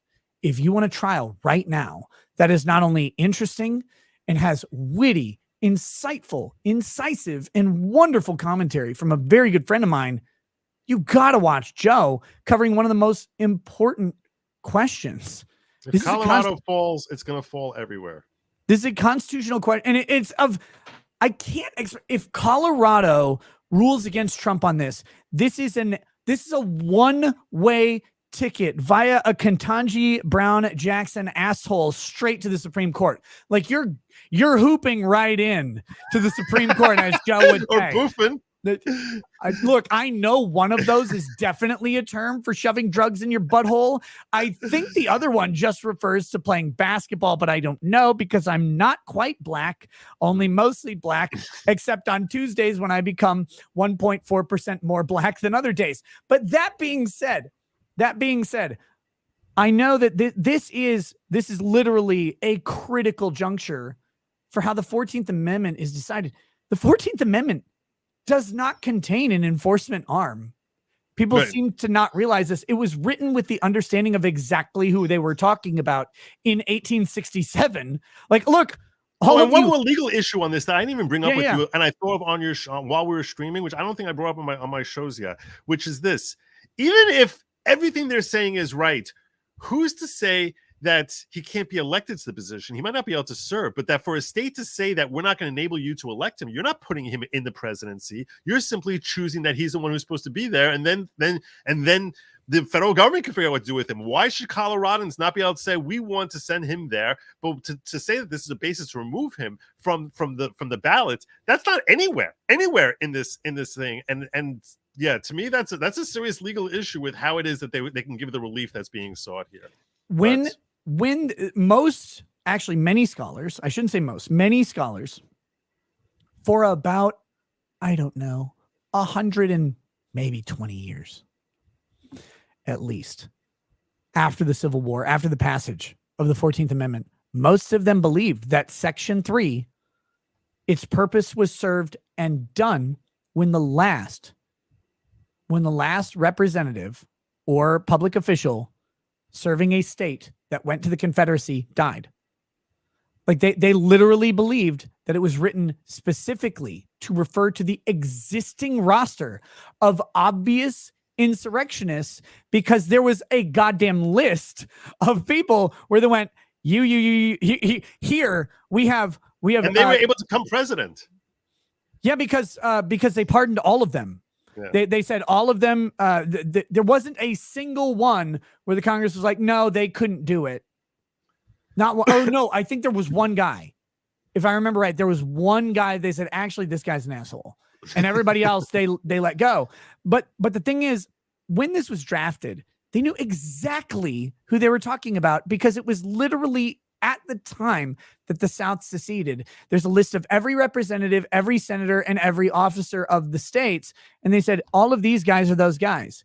And then after the war, they said, you should let these guys back in, because this is about healing, not about politics. This isn't about what was done a couple years ago. And I wrote did you see my beautiful and impassioned defense of the Robert E. Lee Memorial on Twitter? Really? Joe? You didn't? Really? No. Let me pull this up real quick, because I want your opinion on it. It's not super long. I know you got to go, but I'm going to abuse your time as much as possible. Okay. Because I'm a selfish lover, Joe. You are. You are someone I love very much. I mean that in the gayest and non-gayest way. Really, like there are very few people I like talking to more than you, honestly. Oh, thank you. I was lamenting to a friend the other day, because this gets kind of like this job. And let's face it, a lot of your friends have been stabbing you in the back anyway, at least according to what I'm saying. So we're not gonna talk too much about that. No, I was like, he sounds like me and Drex. Dude, I don't want to get into any specifics, but it's like you do this thing, and it's a weird world of places. And there are times when you get down to a small roster of people where you're like, I just want to talk to these people, and I really don't want to talk to anybody else, because anybody else I bring on, even if they're like neutral or whatever, it's like it's gonna involve something that I really just don't want to fucking deal with right now. Yeah. And you've never been on the list of people I don't want to talk to. So by the way, thank you for that, because I love you, brother. Like in the gayest way that has ever been possible. Absolutely. So here's my, so the Robert E. Lee statue from Charleston has been, or Charlottesville, not Charleston. Charlottesville has been melted down. Everybody's cheering about it, right? Like as if it mattered. Mm-hmm. Like, we melted him down. It's like, guys, it was just a statue that most people didn't care about. And now it's melted and most people still don't care about it. Like most people didn't even realize that it was not melted yet. So, but this guy says, what was so great about Robert E. Lee that we should honor him despite his fighting on the side that wanted to preserve slavery? Now, bear with me. There's two short tweets. It says, Lee wanted, like Lincoln, to preserve the Union. When secession happened, Lee fought for his state because states mattered in the mid-1800s. Big time. You being unable to read history contemporaneous with itself is a you problem and a problem shared by many other idiots. The amount of soft screeching pussies who begged for a vaccine pretending they would oppose slavery in their native sovereign state in the 1800s is fucking laughable. These new revolutionaries couldn't support a paper house and they think they oppose a prevailing majority. Amazing. This is one of the key things that I teach in every, I teach in our homeschool co-op. I teach the Constitution or law or civics or something to these kids. And one of the things I focus on so much is the massive change that Reconstruction brought, because at the time of the Civil War, Joe, what state do you live in? Currently New Jersey. Now, if you lived in New Jersey in 1857. That's your identity. You are New Jersey, not only because it's your identity, but it's because your ancestors settled there, like your predecessors or you, one of those two. And likely for like 5-7 generations. And the reasons they picked that state, for many Americans, because you guys weren't allowed yet, Joe, you know this, like Jews didn't get to be here then. You guys would come over and take over the textile industry in New York like a couple years later. But right now, you're not allowed, like Jews weren't in New Jersey because New Jersey was a specific sect of Protestantism, and there was a state religion, and that state religion was the predominant group of people. You know why? Because people tend to congregate where their people are. They probably came from a specific group of people in Europe. They still do. Yeah, and they all came and they congregated there, and they're like, hey, we're going to hang out and do this thing. We're going to practice our religion. But if you, as a New Jerseyan in 1858, wanted to go to, I don't know, Georgia, how hard would that be? Impossible. First of all, aside from the fact that it would take probably 2 weeks to get down there, but yeah, I mean the culture, everything about it, it's like a different, like going to a different planet. It's a whole different mindset. Everything is just so uniquely different. This is why they were so strongly into like the believing in their state rather than the strength of the federal government. The federal government was a necessary evil that they had. They were like, look, we're going to stay bound together for our own mutual benefits. But that's purely for that, not because we Americans, we're Americans, okay, and then we have to have that binding in order for us to like actually be able to work together, and it's important. But that's why they need unanimity. Also, you have to decide you want to be part of this whole deal, not that you're going to be swept in here because you happen to your state happens to be situated on this continent, and that's why the Declaration of Independence had to be something that's unanimously agreed to, and they had to strike out slavery because they couldn't get the South to go along with it. But that idea that each of these separate sovereign states, sovereign being the key word there.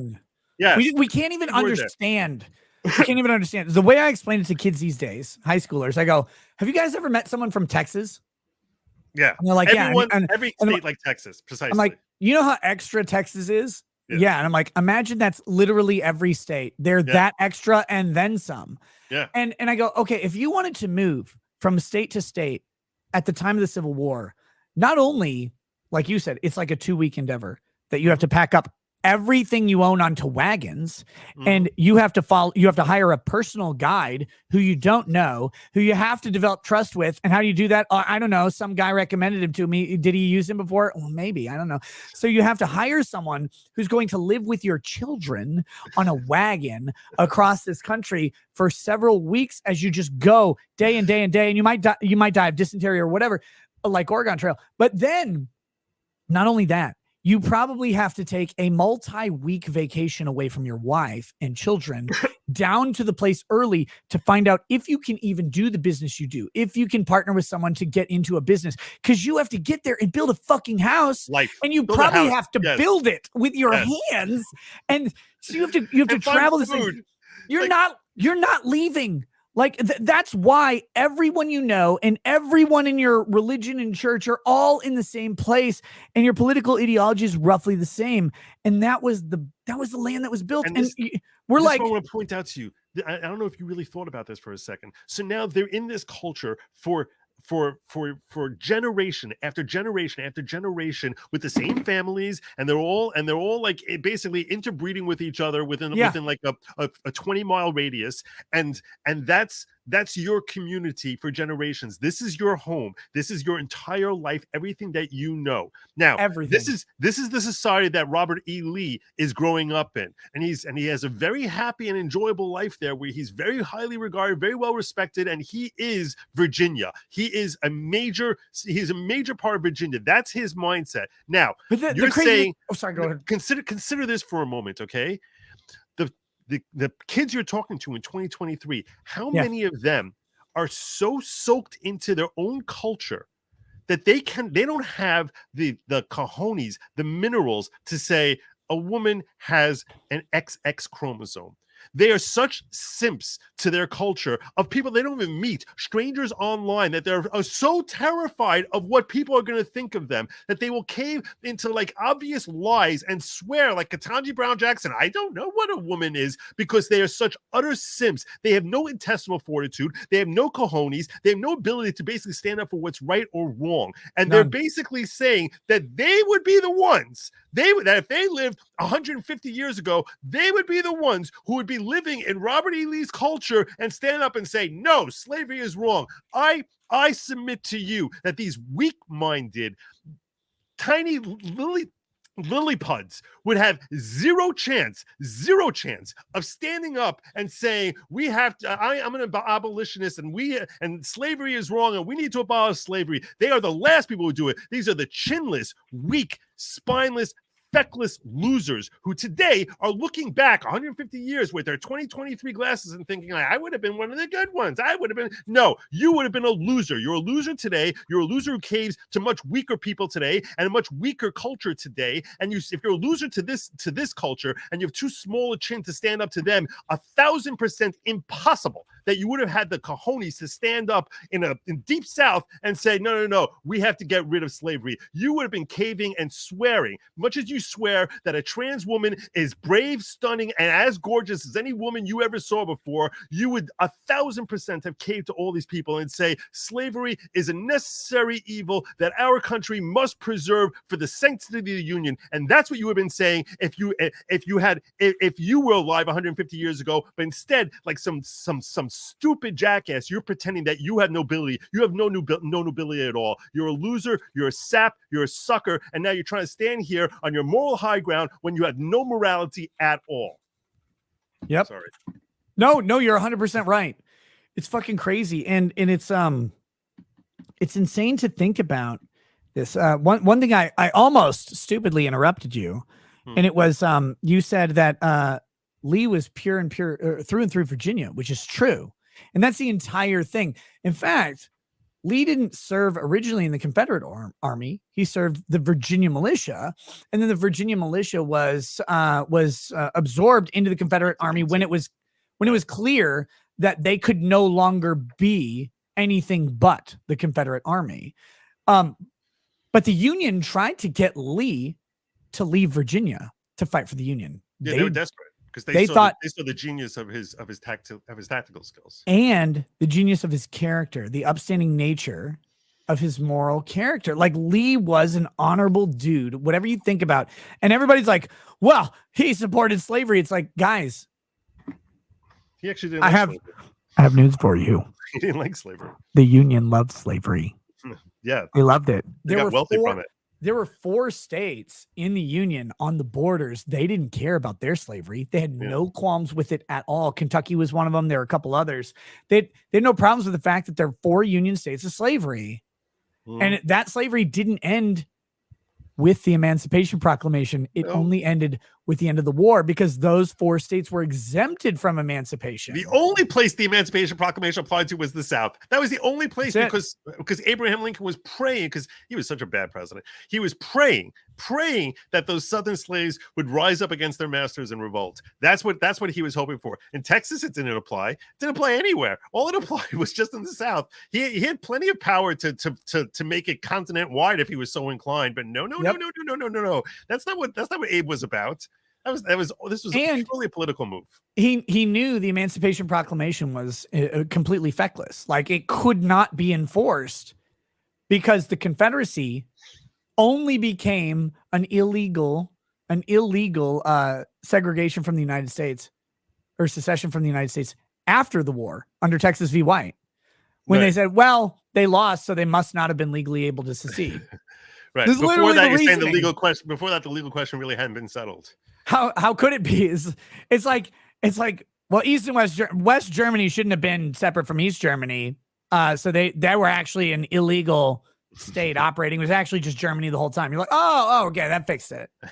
Like obviously stupid, but the whole thing is like people just they refuse to go into the time set and say, yeah, first of all, everyone was okay with slavery. The North didn't allow it, which meant that because they didn't really have industry that made it profitable.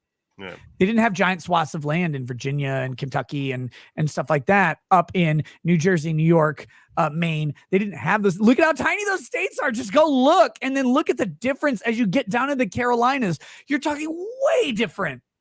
Just obvious geographic differences. And then, of course, as you go west, it's different still. But all of that, ignore it all. Lee was just a dude in his time honoring his state. And that's why Lee was a man of honor. Whether or not you're like, oh, well, of course we don't support slavery. Nobody in 2023 supports slavery. Almost everyone in 1858 supported slavery. Yeah. Almost, even the states that banned it, almost every normal person was like, yeah, what's the problem with slavery? Like, I wish we could do it. Yeah. They're like, God, if I could own some of those dark people, they could plow these fields for me. That'd be great. Like, that's literally how people thought. And by the way, not solely in America, been around for several millennia. And every race at some point was a slave somewhere. And slavery was just a concept that was just accepted by humanity at least 4,000 years ago. Yeah. It's crazy. Anyway, we gotta switch over to, let's do these last chats. We'll switch over to Rumble. I'll let you go after we do the switch, and then we'll continue on the show. So scrubby looking nerve herder says, I would love a toast to my grandfather Wilbur Woodrow Wilhelm, who died 2 days ago. At the age of 100, a World War II vet, avid pilot, and nigh invincible man who lived to meet 3 of his great-great-grandchildren. God, that guy sounds cool. Right? Indeed. Oh, my gosh. The scruffy-looking nerf herder. I got you in just a second here. Get my toast nectar ready. You drinking tonight? Did you drink earlier? No, I got to get up early. I'm going to. I got this Smoke Wagon. Uncut, unfiltered bourbon whiskey from Vegas. It's 58% alcohol. It's crazy. It's really good, but it's kind of brutal. It's harsh, but it's great. To Wilbur Woodrow Wilhelm, a man of legacy and character, living to a ripe old age, and thankfully, may we all be blessed to see the product of his progeny, of his work, of his life's dedication. To see his family manifest into generations that follow, to see them become the change that he hopefully influenced and brought about in the world, as so many of us wish to do. Cheers to him. Amen. Peace to his memory. Bless his soul. World War II vet. Unbelievable. Greatest generation. Cheesy Terrian says more soldiers die from friendly fire than from the leak. Oh, yeah, the Snowden leak. Yeah. The answer to the question of how many soldiers died from the Snowden leak is effectively 0.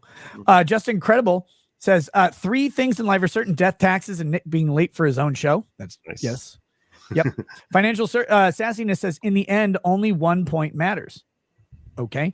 Art the Clown says, listening to Joe makes watching Woody Allen eating a lox bagel at Cat's Deli while complaining about the sniffles seem anti-Semitic. I don't know what that means, but I think it's funny. It is good. Jason Lee. I don't know what it means at all. I know Woody Allen's a weirdo. Jason Leah Toyota says 4 deficiencies, in my opinion. It says hold office, not run for office. That's the last point I made. Yeah. This amendment seems to have no bearing on ballot access. Now, there is a weird thing for the vice president. Specifically, this is specific to the vice president only, not the president. Someone, this I learned because I was curious, could a 34-year-old, in theory, because I turn 35, or I turn, my birthday's in December. Mm-hmm. And so the question was, well, like, depending on where elections fall, could you run for vice president even if you weren't 35 yet? Because I think you turned 34 during an election. I don't remember, but it doesn't matter. It was a good question. I think you can. I think you just have to, when you swear in, you'd be 35 at the time of election. You have to be 35 at the time you could assume office. You have to meet the qualifications for president at the time you assume office as a vice president. Right. So that's on January. You have to, by January 20th, you have to turn 35. I can't remember how it worked out. I don't remember if the question even mattered all that much, but it was like, it led to the interesting thing. Can you have a vice president, at least during campaign season, who is not eligible to be president? Yes, is the answer. But yeah, at inauguration. And there is I think there's a Supreme Court case on that specifically. But yeah, you have to be eligible to be president to hold office as vice president, which means that you could not have a former president as vice president, even though effectively during the succession amendment, they could just be skipped. No, they cannot hold office as vice president, even if they would just be skipped otherwise. So there's that. Gio Gonzalez trailer, handed brother. Message retracted. Cheesy Tyrion says, no offense, but who on the panel wants to hog hunt with paragliders and AK-47s or AR-15s? I know I do. Hog hunt? He says, all 3 words are restricted on Super Chat. I'm not surprised, but ashamed I was naive enough to try it. Okay. Law Kong Express says, Zechariah Anderson was not accused of stalking, according to first officers responding reports. Yeah, there's a lot of problems with the Zechariah Anderson case. I need to talk to Solomon. I got caught up on the case a little bit, but we need to interview him. Cheesy Tyrion says, but Joe, what's your opinion? Great, by the way, very smart and it's enjoyable talk. I had him on, and I highly recommend. I was on with him on Vice's show when we kind of caught up on the case. It was really helpful for me. Yeah. Joe, what's your opinion on a 69 Dodge Charger? What's the reference? Mm-hmm. Is that Supernatural? It says, but Joe, what's your opinion on a car that they drive Dodge Charger, though? I think that might be the 69 Dodge Charger is no, they drove a Chevelle and Supernatural, right? Yeah, I think so. I think it's the Dodge Charger is a shorter car. It's a stouter car. It seems. Is a Supernatural an Impala? Dean drives in. It is an Impala. It's an Impala. It's an Impala they drive. Yeah, 67 Chevy Impala. Okay. Sorry, yeah, I don't know. I thought maybe it was a reference to your car. I don't know what that is. My car is a Ford Mustang, a Shelby GT 500. I don't have a Charger. The Charger is probably a pretty cool car, actually. I like the Chargers. I like the Challengers, especially the Hellcats.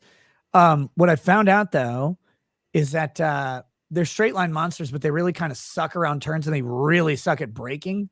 Really? My car is really good at braking, Joe, which is good because sometimes I see police. Ginger Ninja says, preach, Joe, preach. If you bowed to Fauci, you would bow to Adolf and to slavery. Yep. Joe, we need to replace that NYPD hat. USA hat, maybe. NYPD hates the Second Amendment. Oh, NYPD hat is something that I picked up and became branding for my channel. And it's because the reason I picked it up is because during the mask rules on trains, I put this hat on. And on trains, they would throw you off the train. And when I put the hat on, no, they didn't even look at my ticket. I could ride for free just by buying a $15 souvenir hat. So this hat is my statement against basically about how stupid it is that we bow to the police rather than actually honoring the police. But do people a lot of people make that same read that you made there? So it's so funny because I think all of that shit should be utilized to the maximum. Yeah, no, I was like, okay, you all want to think I'm a cop. You don't understand when I walk in New York City, like cops, even cops, they'll just sort of like give me like a. How could you know every cop in New York City? Back? I'm like, yeah. How could you know? There's a million of them, right? Like it's a huge place. No one knows anything. There's got to be what, like sick that if you're a police officer, you don't have to worry about COVID. Of course, you don't have to worry about it.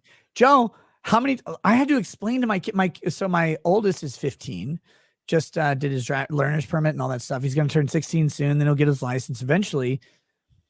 I had to talk to him about cops who just drive up to a intersection, just turn on the lights and go through it, right? But part of your white privilege is that you didn't have to have the talk. You didn't have to have the talk. Oh, no, I had to talk with my kid the other day. Everyone does. That's my talk was different than the other people. Oh, was it? No, I'll tell you right now. I tell my kids, hey, by the way, cop pulls you over, like leave your hands on the steering wheel. Be polite. Like don't talk back to them. No, I told my kid to reach into don't say anything and just I told my kid to reach into his waistband and ice that pig. No, I told my kid, I said, look, the complexities of interactions with police are really, really critical. And you're so young, you're going to be really nervous. Here's what I'm going to suggest you do. First of all, don't get pulled over. I'll kill you. Second of all, if you get pulled over, very simple. When the police officer comes up and asks you why you got pulled over, if you know why, you say no, because you don't.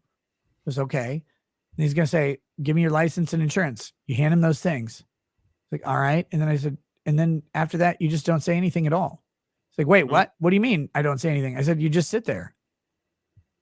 It's like, It's but he asked me a question. I'm like, shut your mouth. Just don't answer. Oh, like, don't be rude. Don't be mean. Just don't say anything. I got pulled over the other day, Joe. I was driving. I had to drop my kid at his early morning thing, and I was driving on my way back. I have a 760 horsepower car. Mm-hmm.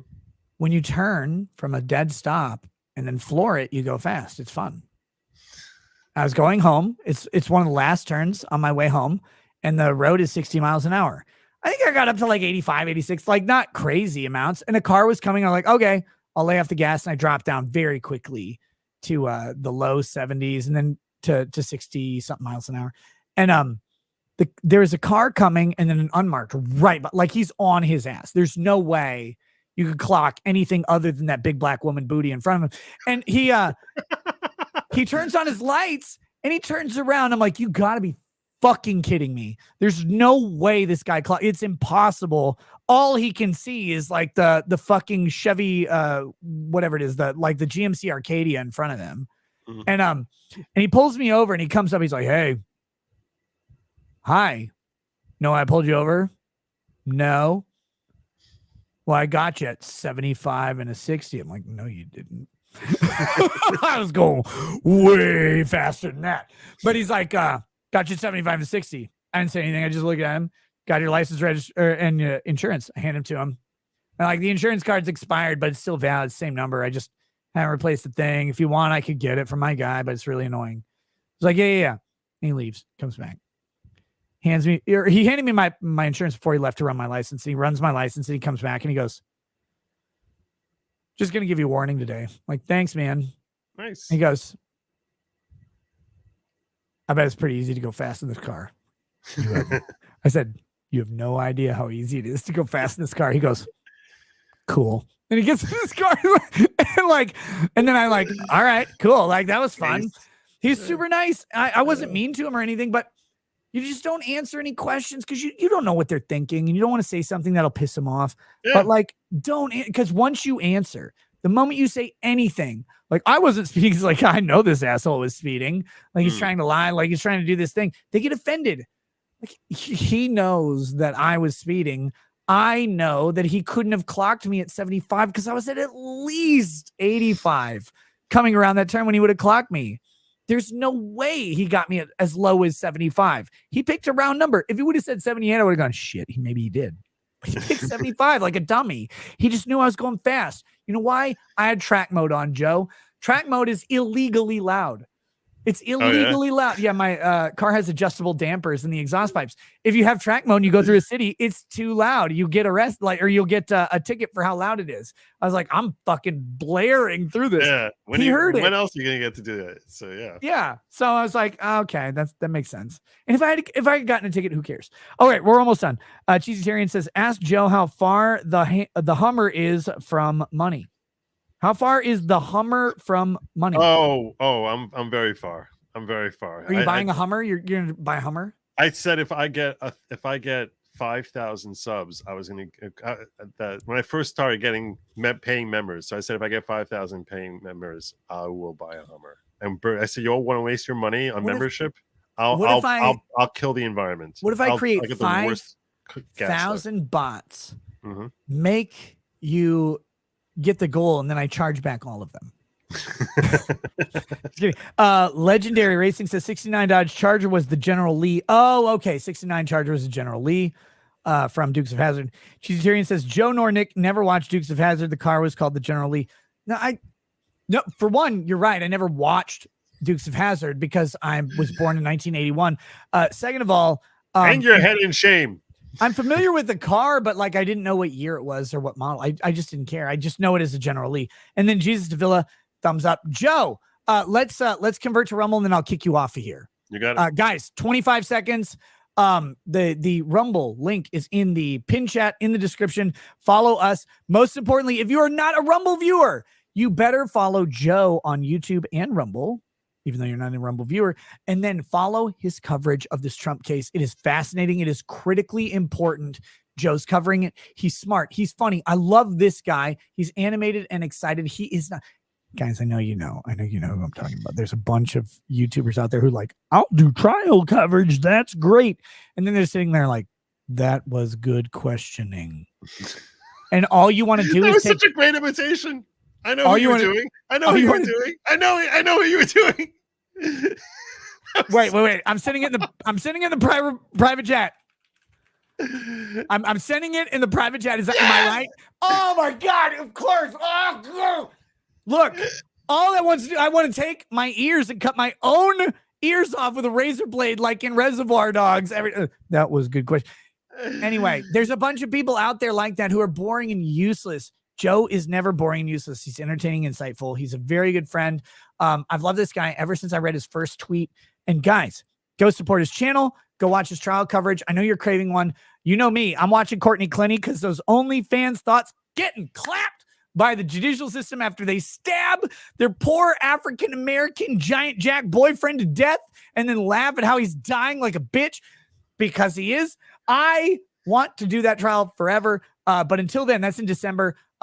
Watch Joe. Check out this. It's critical to our country. I would love to cover this case, but I just can't manifest the daytime hours. We're moving to Rumble. I love you, YouTube, but you're gay if you're not on Rumble. Oh, and goodlogic.locals.com also. Goodlogic.locals.com. Goodlogic.locals.com. Yeah. Guys, and finally, Wednesday, Thursday, and it looks like Friday this week, I am not broadcasting. I'm going to make a post on YouTube, on Locals, on Twitter. I am not broadcasting Wednesday and Thursday for sure, and most likely Friday. I haven't gotten a final answer on Friday yet, but I will probably not be streaming for the rest of this week until Sunday, in which we'll watch a movie about freedom or boobs. One of those two. Catch you guys then. 25 seconds till Rumble, and then we'll say goodbye to Joe. Peace, guys. Peace.